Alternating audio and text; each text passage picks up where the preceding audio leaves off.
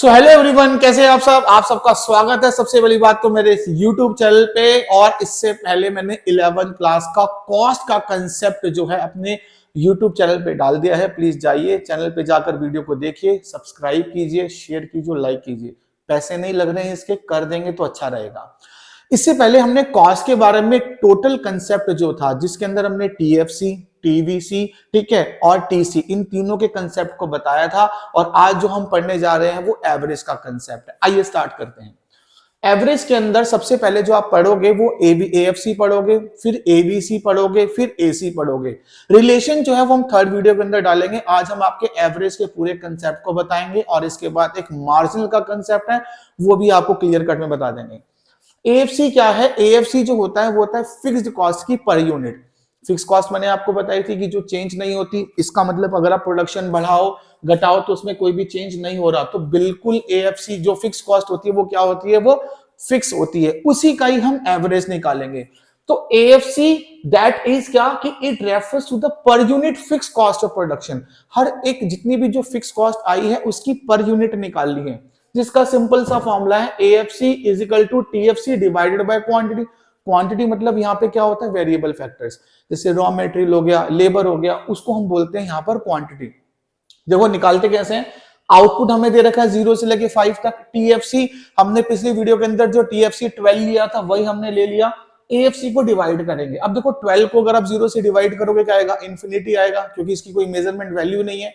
अब इसके बाद सीधा 12 को 1 से डिवाइड करोगे 12, 12 को 2 से डिवाइड करोगे 6। तो you can do this yourself. इसमें कोई बताने वाली बात नहीं है कि देखो ये करके ये आ रहा है। बिल्कुल इजी कंसेप्ट है। जो कंसेप्ट समझना है वो मेन क्या है, इस शेप को, दैट इज एएफसी। एएफसी की शेप इस फॉर्म में होगी। अगर आप टेबल से बनाओगे तो भी ऐसी बनेगी, अगर आप फ्री हैंड बनाओगे तो भी कोई दिक्कत नहीं है। ये बात मैंने आपको पहले भी बताई थी कि आप एएफसी जो भी डायग्राम अगर आप बना रहे हो तो जरूरी नहीं कि आप टेबल से बनाओ, आप उसको फ्री हैंड भी बना सकते हो। सीबीएसई में कोई मार्क्स नहीं कटेंगे आपके। लेकिन इस शेप को क्या बोलते हैं गाइस? इस शेप को बोलते हैं रेक्टेंगुलर हाइपरबोला। ये बात याद रखना, इस शेप को बोलते हैं रेक्टेंगुलर हाइपरबोला। अगर 1 नंबर का पेपर में क्वेश्चन आ जाए कि कौन सी ऐसी शेप है जिसको हम रेक्टेंगुलर हाइपरबोला कहते हैं, तो याद रखना एएफसी एक ऐसी शेप होती है जिसको रेक्टेंगुलर हाइपरबोला के नाम से जाना जाता है। अब पहले तो इसके आप नोट देख लो कि AFC falls with increase in output. देखो जैसे जैसे आउटपुट राइज हो रहा है, 0 के बाद 1 हुआ, 2 हुआ, 3 हुआ, आउटपुट राइज हो रहा है ना। तो जैसे जैसे आउटपुट राइज हो रहा है वैसे वैसे आप देखो एएफसी फॉल हो रहा है। तो पहला कंसेप्ट तो ये क्लियर हो गया कि AFC falls with increase in output as TFC remains same at all level of output. क्यों ऐसा होता है? ऐसा कंसेप्ट अगर आपसे बाय चांस पूछ ले कि भाई एएफसी फॉल हो रहा है, वो क्यों फॉल हो रहा है, तो याद रखना एएफसी फॉल इसीलिए होता है क्योंकि आउटपुट तो राइज हो रहा है लेकिन जो टोटल फिक्स कॉस्ट है वो कांस्टेंट है। तो इसी चक्कर में एएफसी जो होता है वो इसी फॉर्म में बनेगा। दूसरा, एएफसी कर्व स्लोप डाउनवर्ड। अच्छा, स्लोप क्या होता है पता होगा? स्लोप, स्लोप का मतलब होता है ढलान। कोई भी कर्व जो ऊपर से नीचे की तरफ मूव कर रहा है तो समझ लो कि वो स्लोप के बारे में बात कर रहा है। तो AFC curve slope downward as AFC falls with increase in output. अभी मैंने आपको बताया कि जैसे जैसे आउटपुट बढ़ते जा रहे हैं तो एएफसी क्या होता जा रहा है? फॉल होता जा रहा है। थर्ड कि AFC is rectangular hyperbola. AFC rectangular hyperbola होता है। एक्चुअली में क्या है ना कि एएफसी के एक अलग से कंसेप्ट भी पूछ लेते हैं। चलो ये तो मैंने आपको पर्टिकुलर समझा दिया कि एएफसी क्या होता है। फिक्स कॉस्ट होती है और उसकी फिक्स कॉस्ट की एवरेज जो होती है उसको हम बोलते हैं एएफसी। लेकिन एएफसी के जो शेप है वो इस फॉर्म में होगी। कैलकुलेशन कैसे करेंगे बताया आपको। फिर इस शेप को क्या बोलते हैं? रेक्टेंगुलर हाइपरबोला कहते हैं। लेकिन क्वेश्चन क्या है यहाँ पे? देखो इंपॉर्टेंट नोट डाला हुआ है कि AFC does not touch any of the axis. AFC किसी भी एक्सिस को टच नहीं करता। ये वाई एक्सिस हो गया, ये एक्स एक्सिस हो गया, ना तो ये टच करेगा वाई एक्सिस को ना ही ये टच करेगा एक्स एक्सिस को।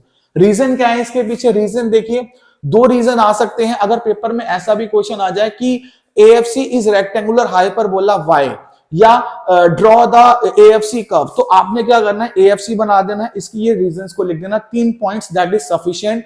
लेकिन अगर वो आपसे कह रहा है कि एएफसी रेक्टेंगुलर हाइपरबोला क्यों होता है या एएफसी एक्सिस को, वाई एक्सिस को और एक्स एक्सिस को टच नहीं करता, तो क्यों नहीं करता? तो इसके पीछे रीजन है कि AFC can not touch X axis as TFC can not be zero.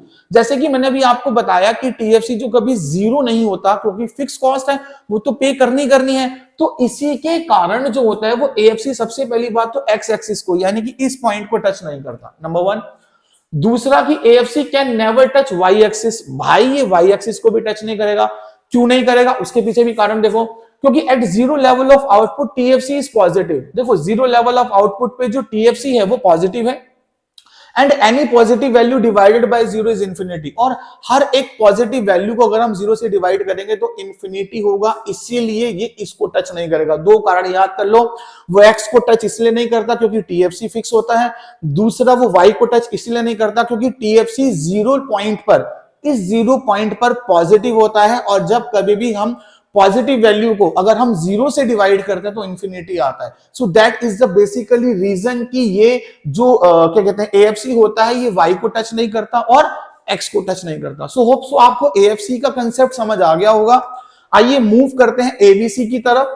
ABC क्या है, सेम जैसे हमने भी TBC पढ़ा था इससे पहले कि TBC टोटल वेरिएबल कॉस्ट होता है, जो प्रोडक्शन की राइज होने पर और फॉल होने पर वो भी राइज और फॉल होता है, और TBC जीरो भी हो सकता है। सो दैट मीन्स कि अगर वो जीरो हो सकता है तो ABC यानी कि उसकी एवरेज भी जीरो होगी। तो ABC क्या है कि it refers to the per unit variable cost of production. Same वही पर यूनिट निकाल रहे हैं, किसकी, हम वेरिएबल कॉस्ट के निकाल रहे हैं। सेम फॉर्मूला देखिए, आउटपुट दे रखा है 0 से लेके 5, TBC दे रखा है आपको, ये जो हमने पहले लिए थे वही हम TBC ले सकते हैं। ABC निकाला तो हमने इसको से डिवाइड कर दिया, दैट इज ABC। फॉर्मूला देखो क्या फॉर्मूला है, ABC is equal to TBC divided by quantity. ठीक है, हमें समझ आ गया। लेकिन AFC की जो ABC की शेप है गाइस वो ऐसे बनती है, दैट इज यू शेप्ड। इसको यू शेप्ड कहते हैं।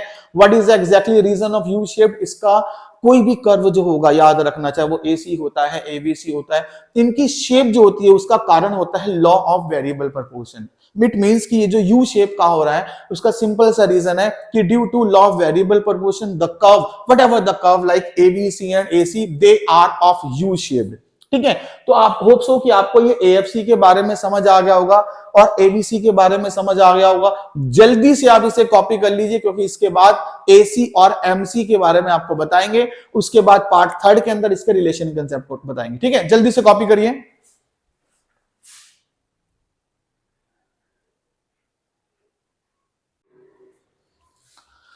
So well guys, I hope so आपने सारा का सारा कंसेप्ट उतार लिया होगा, और अब हम सिर्फ दो ही को टॉपिक पढ़ने जा रहे हैं, एक एवरेज कॉस्ट और एक मार्जिनल कॉस्ट। एवरेज कॉस्ट का गाइज दूसरा नाम है एवरेज टोटल कॉस्ट। कंफ्यूज मत होना, चाहे AC आ जाए चाहे ATC आ जाए, कंसेप्ट वही है, सेम यही है कि AC जो होता है वो टोटल कॉस्ट का एवरेज होता है। ठीक है, जैसे it refers to the per unit total cost of production. किसी भी अगर आपने टोटल कॉस्ट का एवरेज निकालना हो तो उसको हम एवरेज कॉस्ट कहते हैं। सेम फॉर्मूला देखो, बहुत सिंपल है, जल्दी कंसेप्ट खत्म हो जाएगा। इसके बाद जो हमारी जो 3rd वीडियो आएगी उसके अंदर हम आपको रिलेशंस बताएंगे इसके। ठीक है, तो AC इज इक्वल टू क्या हो गया, TC डिवाइडेड बाय क्वांटिटी। अच्छा, इसका एक और फॉर्मूला भी है क्या, AFC प्लस ABC।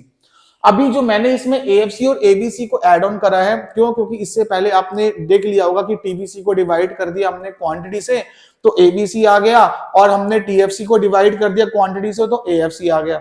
इस बार थोड़ा सा हमने अलग करके देखा, कैसे, देखिए आउटपुट ये रहा, AFC जो आपने निकाला था सेम वही है, ABC भी सेम वही है। आपने क्या करा, सिर्फ आपने AC निकाला, AC को हमने क्या कर दिया, ऐड ऑन कर दिया।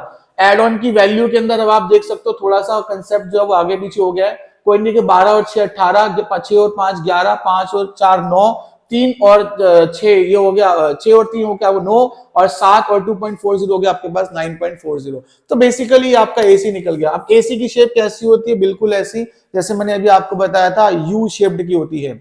ये यू शेप की क्यों होती है, कैसे होगा, क्या रिलेशन होगा इसका, वो मैं आपको बताऊंगा जब रिलेशंस होंगे। ठीक है, आइए स्टार्ट करते हैं अब मार्जिनल कॉस्ट। मार्जिनल कॉस्ट क्या है, मार्जिनल कॉस्ट होती है, it refers to the addition to total cost when one more unit of output is produced. जैसे सपोज करो, मान लो कि ना आप एक लेबर लगाई, आपने एक लेबर आपको प्रोडक्शन दे दी है किसी भी चीज का, और उस लेबर को लगाने पे आपको कॉस्ट आ रही है 50 रुपए की।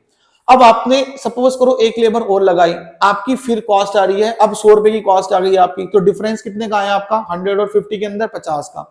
आपने एक लेबर और लगाई लेकिन अब आपकी कॉस्ट आ रही है 200 रुपीज की। इट मींस कि जो 200 में से आप 100 को माइनस करोगे, इसका सिंपल सा अगर फंडा बताऊं तो एक्स्ट्रा लेबर लगाने से आपकी कितनी कॉस्ट बढ़ रही है, उसे बोलते हैं मार्जिनल कॉस्ट। एक लेबर लगाई 50 आया, दूसरी लेबर लगाई 100 कॉस्ट आई, तीसरी लेबर लगाई 200 कॉस्ट आ रही है, तो डिफरेंस कितने का आ रहा है 100 रुपीज का आ रहा है, तो उसको बोलते हैं क्या MC। So MC is equal to TCN minus TCN minus 1, चाहे आप TC से निकाल लो चाहे आप TBC से निकाल लो, लेकिन एक और फॉर्मूला होता है delta TC upon delta Q। ये बताता हूं अभी आपको क्या है। देखिए ये आउटपुट हो गया सिंपल, TC TVC जो क्वेश्चन में हमने आंसर पहले कर रखा था वो सेम दे रखा है, और MC कैसे निकाला, डिफरेंसेस निकाला। देखो 6 का 6, 10 में से 4 गया 6, 15 में से 10 गया 5, 24 में से गया 9, बिल्कुल सेम। और ऐसे ही आप इसको निकाल सकते हो। लेकिन ये डेल्टा TC वाला फॉर्मूला कब लगेगा भाई, डेल्टा TC वाला फॉर्मूला तब लगता है जब कभी भी आउटपुट में चेंज हो। आउटपुट में चेंज कैसे, सपोज करो यहाँ पे 0 to 1 दे रखा है, ठीक है, अब 1 के बाद सीधा मान लो 5 आ गया, या 1 के बाद मान लो सीधा 4 आ गया, तो उस आउटपुट का डिफरेंस, ध्यान से सुनो, उस आउटपुट का डिफरेंस प्लस में TC का डिफरेंस, जो भी TC का डिफरेंस आ रहा है उसके डिफरेंस को दोनों को डिवाइड कर दो, यानी कि delta TC upon delta Q, MC निकल जाएगा। कंफ्यूज मत होना, बिल्कुल सिंपल है। और इसकी शेप भी बनेगी इसी फॉर्म में। शेप से क्या है कि जब हम इसके रिलेशंस करेंगे तो और नीट एंड क्लियर आपको समझ आ जाएगा। सो आपको समझ आ गया होगा कंसेप्ट। उसके बाद थर्ड वीडियो के अंदर हम रिलेशन कराएंगे, राइट। और अगर अभी तक आपने मेरे चैनल को सब्सक्राइब नहीं करा तो सब्सक्राइब कीजिए, बेल आइकन का बटन दबाइए ताकि आपको नोटिफिकेशन मिलता जाए वीडियोस का कि कौन कौन सी वीडियोस जो है वो अपलोड हो रही हैं। और मिलेंगे आपसे अगली क्लास में। Till then bye bye to all.